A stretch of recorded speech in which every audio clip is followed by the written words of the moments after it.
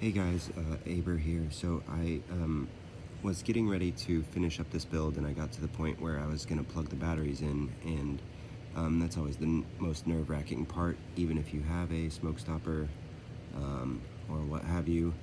Um, the You never know where there's going to be a short, and on a micro build like this that's very tight with a lot of tiny little pieces, and then especially when you solder on the motors, or in my instance, the motor plugs, I put them on sideways so that they fit better.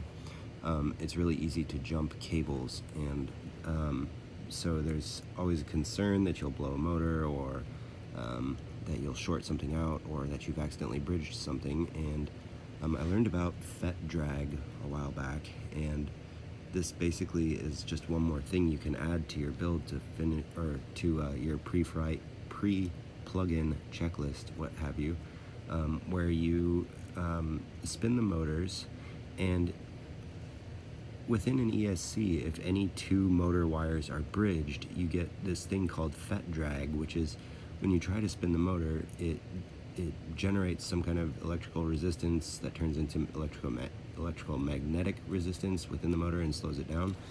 I'm not going to go into the details of the physics on that because I don't know them off the top of my head, but nonetheless, the end result is that when you spin the motor, it generates a current, a very small current, but one that's sufficient to slow the motor down so it doesn't spin as freely. So it's the first time it's ever happened for me, but I think it might have just saved me some hardware.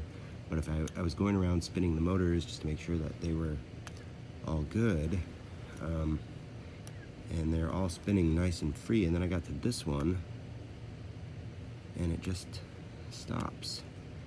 But it's brand new, and it feels nice and smooth when I'm spinning it slowly, and so I wondered if maybe this was FET drag. And then I came back and unplugged it,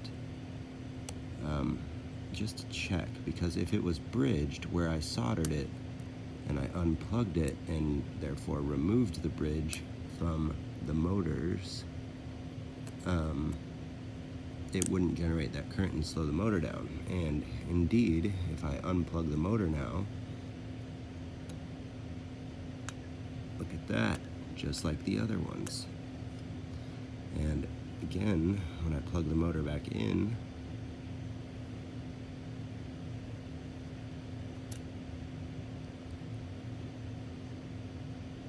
delicately,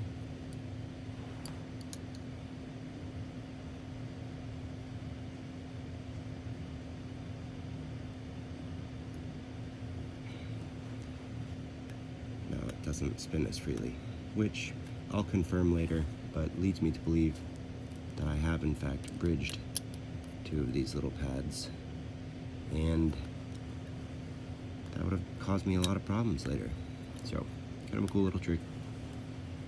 There you have it. Just one more thing to do before you plug your battery in and move on with your build and configuration.